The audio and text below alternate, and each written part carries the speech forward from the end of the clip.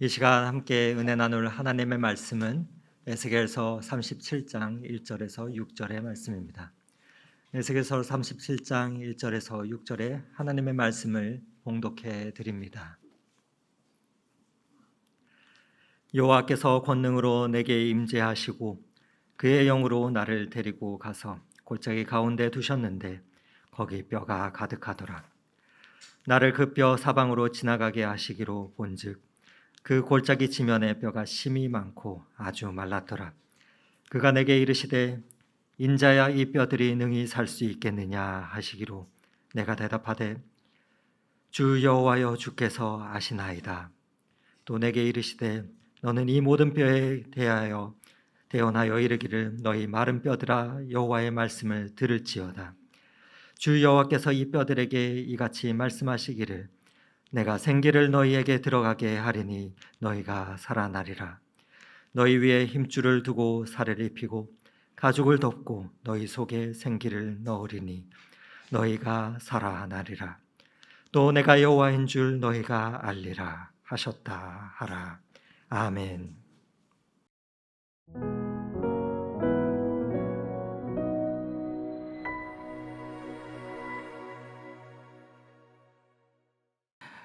어떻게 여러분 비 피해는 없으셨는지요?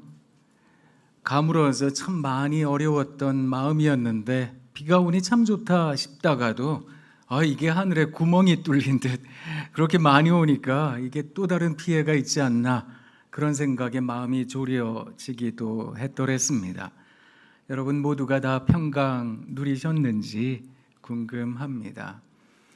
조금 어색하지만 또 힘을 내어서 눈을 크고 동그랗게 뜨고 옆에 있는 분을 바라보며 감탄하겠습니다. 우와! 야! 여러분 사랑합니다. 사랑합니다. 사랑합니다.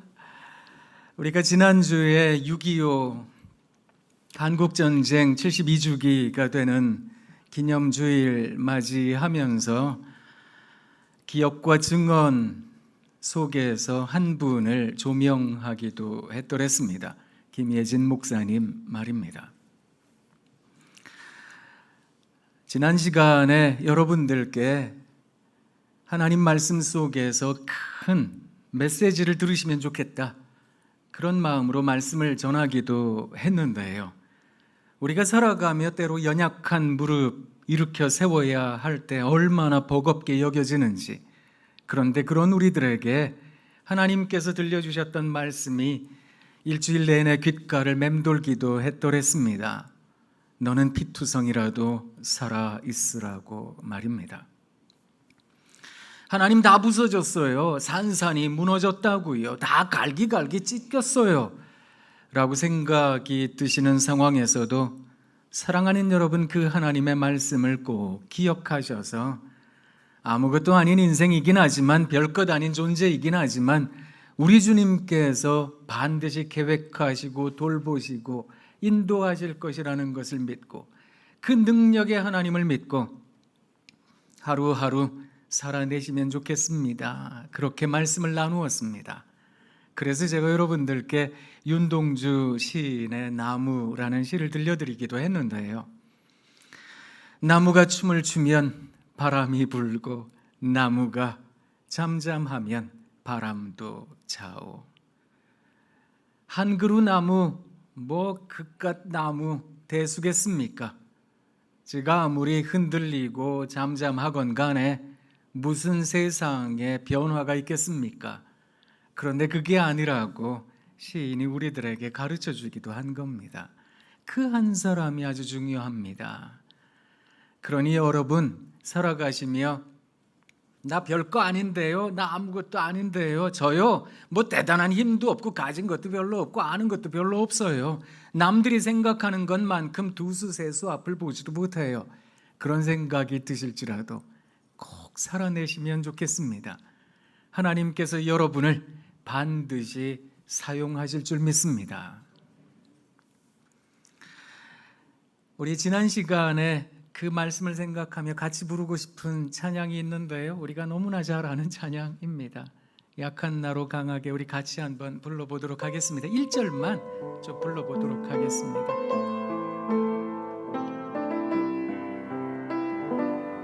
약한 나로 강하게, 약한 나로 강하게, 가난한 날 부하게, 눈먼 날 볼 수 있게 주 내게 행하소. 한 번 더 합니다. 약한 나로 강하게, 가난한 날 부하게, 눈먼 날 볼 수 있게 주 내게 행하셨네. 호산나, 호산나, 죽임당한 어린 양. 호산나, 호산나, 예수 다시 사셨네. 아멘. 약할 때 있지만 우리 하나님 우리를 강하게 하시는 줄 믿습니다. 반드시 보게 하실 줄 믿습니다. 가난한 우리 심령에 하나님께서 주시는 풍성함이 가득할 줄 믿습니다. 사랑하는 여러분, 어렵고 힘들지만 그렇게 나라를 위해, 교회를 위해 살아냈던 지난주 생각했던 김혜진 목사님처럼 그렇게 살아내기로 애를 썼던 또 다른 한 사람 여러분들에게 소개해 드리려고 합니다. 그 사람은 지난주부터 이번 주까지 우리들의 하나님 말씀을 전해준 에스겔이라는 사람입니다. 지난주에도 잠깐 말씀드렸다시피 바벨로니아라고 하는 큰 제국이 이스라엘, 남유다, 예루살렘을 침공해 들어왔습니다. 두 번째 침공 때에 에스겔이 붙잡혀 간 겁니다. 그때 나이가 25살이었습니다. 그리고 나서 여러분들에게 좀 사진을 보여드리고 싶은데요. 유대인들이, 많은 사람들이 노예로, 종으로 끌려간 겁니다. 그리고 나서 저 지도 보시면 오른쪽 아랫부분에 그발강이라고 있습니다. 그 유역에, 그러니까 노예촌이 형성이 되었는데 주로 히브리 백성들이 거주했던 장소였습니다. 예루살렘에서부터 중간에 큰 사막이 있는데 그 사막을 건너서 그곳까지 종으로 끌려간 겁니다. 그리고 거기에서 노예살이를 하게 되었는데 5년쯤 시간이 지났습니다. 그때 그발강가에서 강가에 있던 에스겔에게 하나님의 영이 임했습니다. 그리고 그가 하나님의 말씀을 대언하기 시작했던 겁니다. 30의 나이에 하나님 말씀 대언하기 시작하면서 열심히 이스라엘의 회개를 위해 예루살렘 성이 얼마나 악했는지에 대해 경고하기도 했더랬습니다. 하나님의 사랑을 받는 존재였음에도 불구하고, 하나님께서 그토록 애지중지 이끄셨던 백성들이었음에도 불구하고 하나님 앞에서 배역하고 반역했던 모습들에 대해서 강하게 질책하기도 하고, 그런 질책과 함께 그럼에도 불구하고 하나님 바라보라고, 하나님에 대한 소망을 잃어서는 안 된다고 그것을 가르쳐 주기도 했던 겁니다. 그러면 좋은 일이 있어야 되지 않겠습니까? 그렇지요. 아무래도 하나님 말씀을 대언해서 전하며 하나님 말씀을 그렇게 잘 이끌고 전했다면 개인적으로도 나라적으로도 좋은 일이 있어야 될 터인데, 한 4년에서 5년쯤이 지났을 때, 그러니까 에스겔의 나이 34, 5살이 되던 해에 에스겔서 24장에 보면 자기 아내가 죽었다고 나옵니다. 아마 노예로 끌려가기 전에 결혼했든지 아니면 그발강가 유역의 그 노예촌에서 아가씨를 만나 결혼을 했던지 그것은 정확하지 않습니다만, 당시 시대적인 정황에서 사람들의 평균 연령 이런 것들을 생각해 본다면, 생존하는 수명 이런 것들을 생각해 본다면 아마 20대 초반에 결혼하지 않았을까, 아내와 함께 노예로 끌려간 신세였을 거다, 이렇게 생각을 합니다. 그래도 34살, 5살쯤 되었다면, 아이들이 있다면 10대 초반이나 10대 전이 아니었을까, 이렇게 추정을 합니다. 아이들이 아직 어렸을 텐데 아내가 죽었다, 가정이 붕괴되었다, 그런 개념으로도 생각하실 수 있겠습니다. 아이들은 어떻게 살았을까? 그리고 개인적으로 그런 비참한 일을 경험하게 되었을 때 이 사람 마음이 얼마나 많이 무너졌을까? 그런데 그로부터 약 2년이 지났을 때, 에스겔의 나이 36, 37이 되었을 때, 그때 그야말로 신라 같은 희망이라고 붙잡고 있었던 것, 그것마저 완전히 무너지는 일을 경험하게 됩니다. 그게 뭔가 하면 나라의 패망 소식이었습니다. 남유다의 마지막 왕은 시드기야라는 왕이었는데, 이 왕의 두 눈이 뽑혔습니다. 그리고 아들들이 다 죽었습니다. 대가 끊긴 겁니다. 이제는 왕족도 없는 겁니다. 남유다의 정통성을 이을 만한 사람들이 다 사라지고 없는 겁니다. 그리고 거룩한 하나님의 성전, 예루살렘 성전이 다 무너졌습니다. 그리고 그 예루살렘 성벽과 함께 나라를 이끌었던, 나라의 경계를 지었던 모든 성벽들이 다 무너졌습니다. 성경에 보면 성벽이 무너졌다, 이런 표현들이 나오는데, 이게 역사에서 지워졌다, 사라지게 되었다, 이런 뜻을 말하는 겁니다. 그래서 나중에 에스라나 느헤미야나 이런 사람들이 포로기에서 귀환하면서 다시 성벽을 구축하지요. 그게 나라를 다시 세워야 됩니다, 우리나라가 여기 있습니다, 이걸 뜻하는 말인 거거든요. 모든 것이 다 사라진 겁니다. 여러분 생각해 보세요. 종 노릇하며 노예 신세로 살고 있지만 언젠가 때가 되면 내 나라로 가게 될 거야, 저 사막을 건너서 내 나라 가겠지, 그런 생각하고 살았지 않겠습니까? 그런데 아내도 죽었지요, 애들은 어떻게 됐는지도 모르지요. 거기다가 나라까지 다 무너졌으니, 흔적도 없이 사라지게 됐으니 이 사람이 가진 절망이 어떠했겠습니까? 하지만 이 사람 하나님 앞에서 또 이스라엘의 회복과 이스라엘이 경험하게 될 영광스러운 것들에 대하여 증언하도록 하나님께서 말씀을 전해주셨던 겁니다. 그런데 그 마음이 어떠했을까? 진짜로 신나서 하나님께서 주신 말씀을 전했을까? 아니었던 것 같습니다. 33장에 이르러서 나라의 패망에 대한 소식을 듣게 되고 나서, 그럼에도 불구하고 하나님께서 주신 말씀을 전하기는 했지만 이 사람 마음에 근심과 걱정과 절망이 가득했나 봅니다. 37장에 이르러서 하나님께서 그를 환상 가운데 골짜기로 인도하십니다. 근데 그 골짜기에 가봤더니 마른 뼈들이 가득한 겁니다. 여러분, 사람이 죽어 뼈가 되었는데 거기다가 물기 하나 없이 마른 뼈가 되었다. 이제 곧 조금 있으면 다 먼지가 되어 사라지게 될 지경이 되었다, 그런 말입니다. 희망이라고는 눈꼽만한 것도 찾을 수가 없겠습니다, 그런 뜻입니다. 거기는 그냥 다 죽은 겁니다. 그런데 하나님께서 에스겔에게 부탁하십니다. 너 마른 뼈들에게 너 말씀 전해야 되겠다. 여러분, 이게 어떻게 말이 된다, 이런 생각이 드세요? 마른 뼈들이 들을 수가 있어요? 거기에 대하여 반응할 수가 있어요?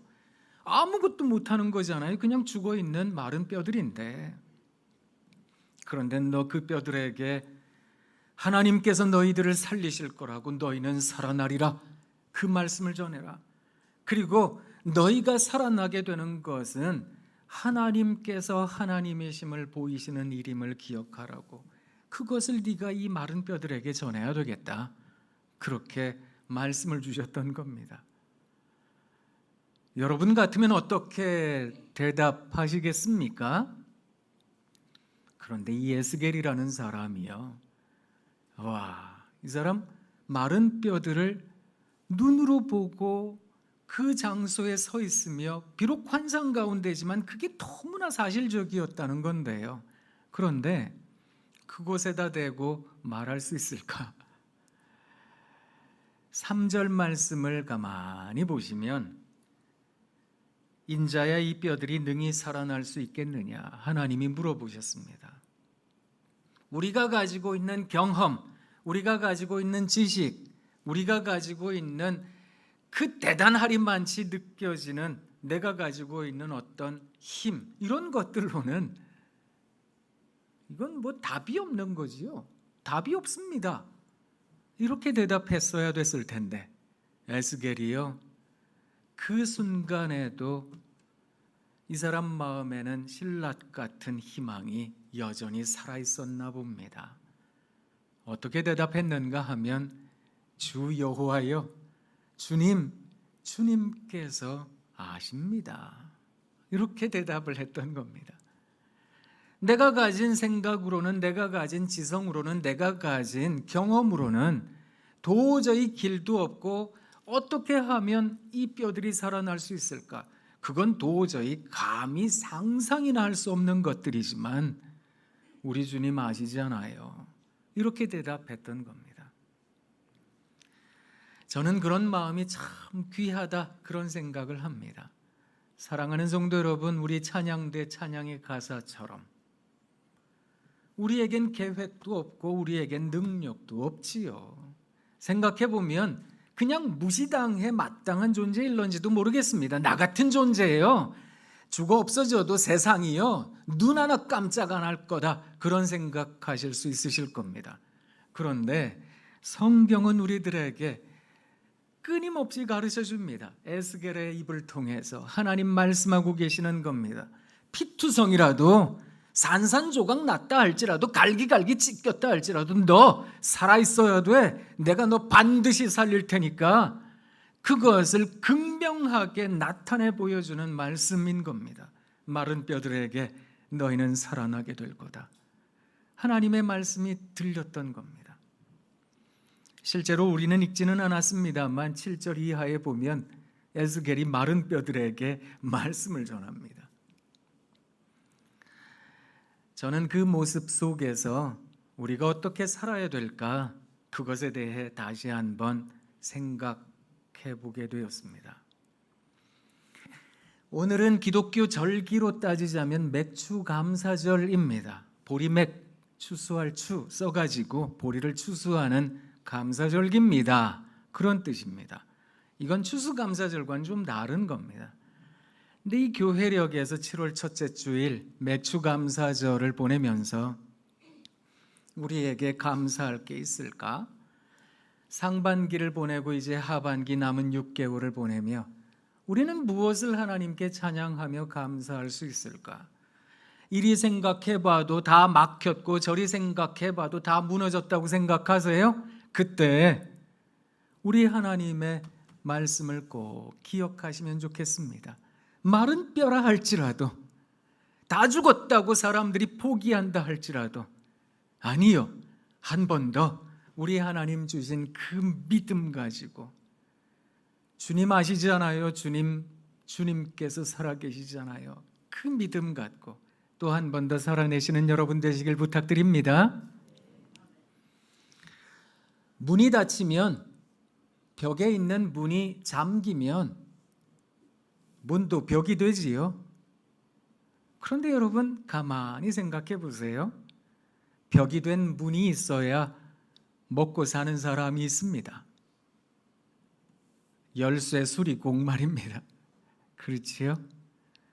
내가 가진 생각으로는 다 무너졌다 생각될지도 모르지만 그때 또 다른 길이 열리는 거 아니겠습니까? 남태평양에 가면 바누아투라는 나라가 있습니다. 이 바누아투라는 나라는 아주 작은 섬나라입니다. 여러 개 산산이 부서져 있는 듯 여겨지는, 흩어져 있는 이 섬을 다 뭉쳐도 우리 남한보다 아주 작습니다.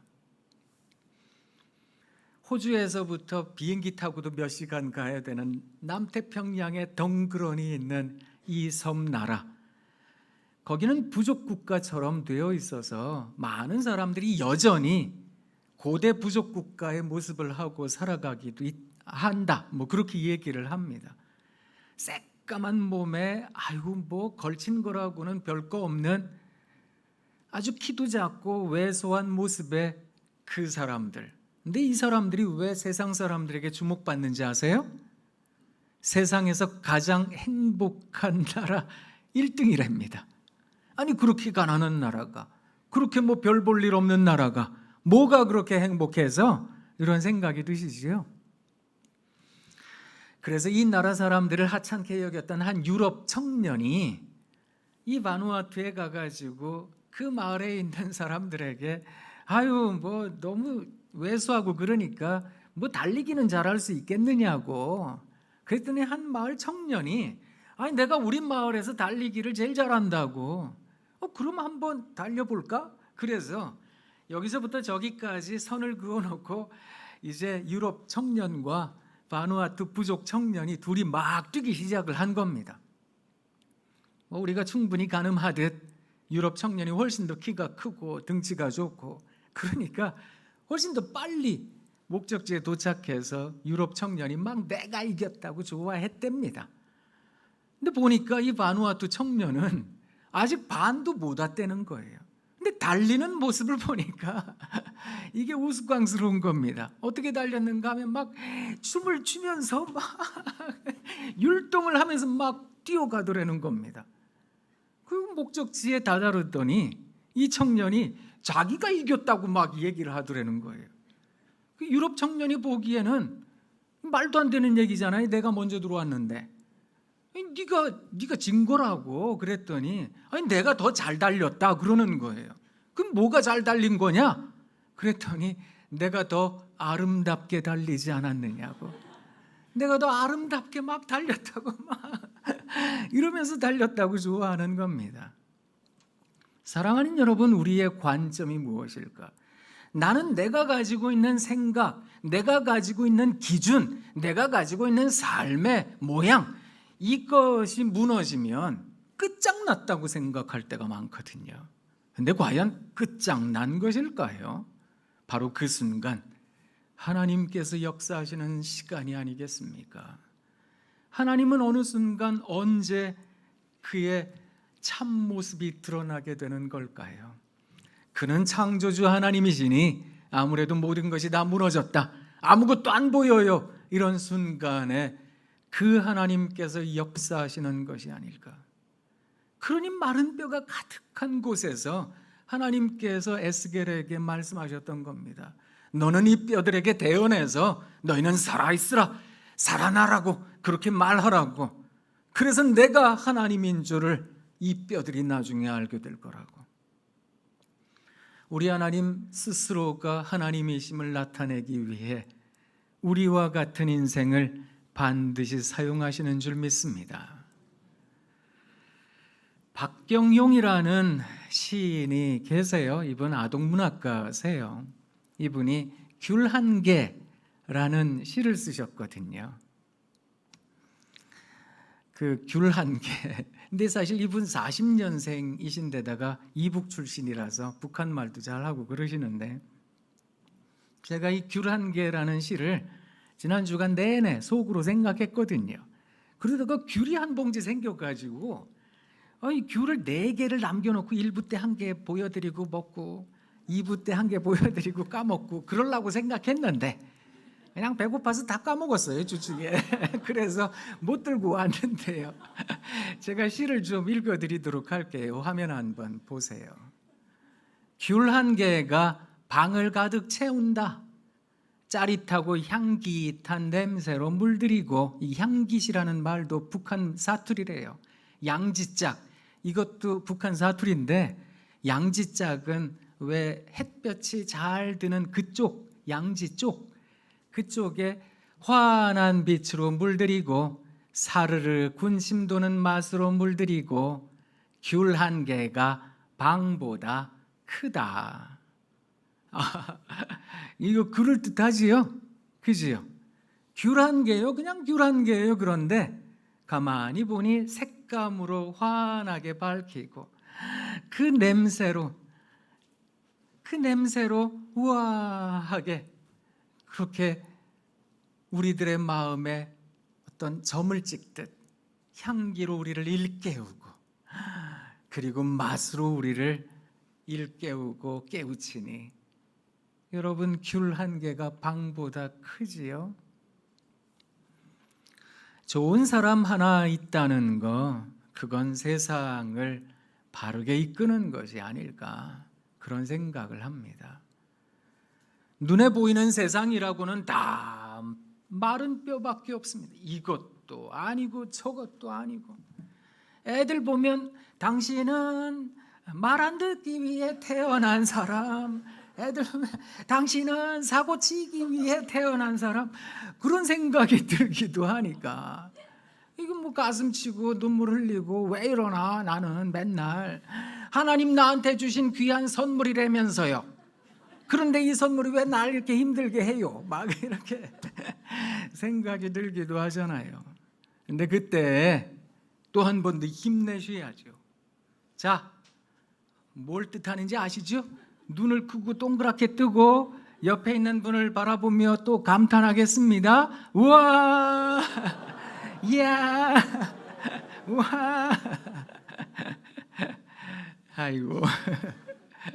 그렇게 또 살아가고 살아내고 너희는 살아날 거다. 우리 딸, 우리 아들, 너 살아날 거다. 여보, 당신도 살아날 겁니다.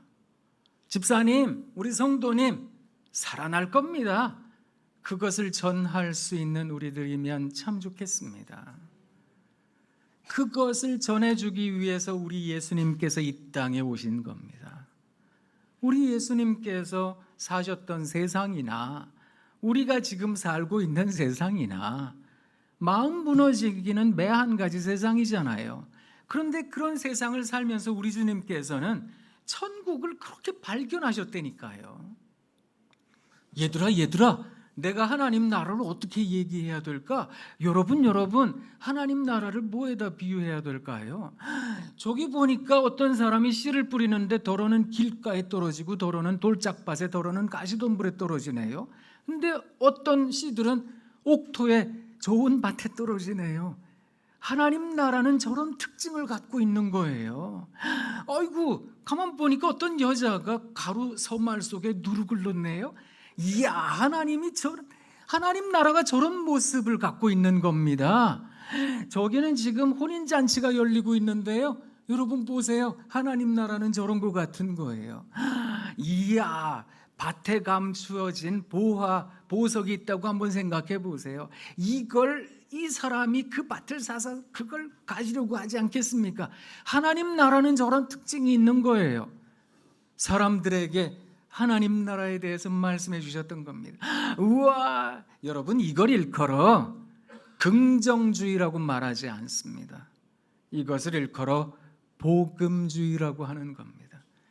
하나님 나라에 대한 시선이 있으니까 비록 내 눈에는 마른 뼈만 보이지만 하나님께서 내게 말씀하고 계시니 하나님이 눈에 보이니 주 여호와여 주님이 아십니다. 그런 신앙을 갖고 살게 되면 우와, 이야 할 수 있지 않겠습니까? 그래서 하나님 나라의 좋은 에이전트들이 되어주시면 좋겠습니다. 우리 주님께서 천국 복음을 전하기 위하여 이 땅에 오셨던 것처럼 우리도 예수의 이름을 들고 살아가게 되면 이야, 우리 주님께서 살아계시니까, 우리 주님 믿는 사람이니까 우리가 예수 믿는 사람으로 이 세상을 밝히 비추어야 되는 거 아니겠습니까? 그런 심정으로 살아내는 우리 독서의 신앙가족 모두가 되길 원합니다. 우와, 야,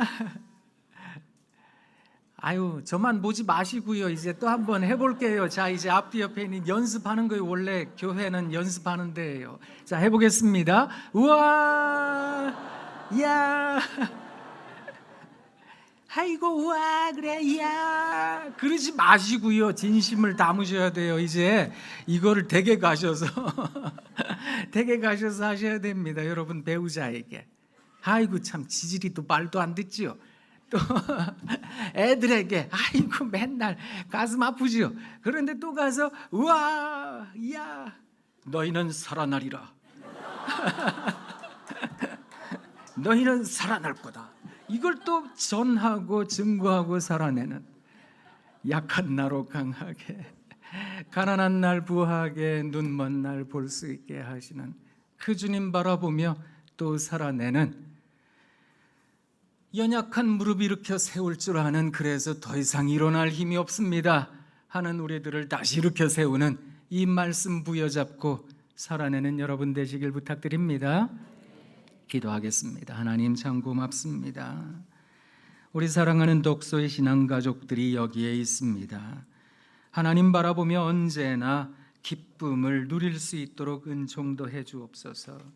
복음주의 신앙으로 살아낼 줄 아는 그래서 이 세상 살며 우와 감탄할 줄 아는 우리 모두가 되게 하옵소서. 예수님 이름으로 기도합니다. 아멘.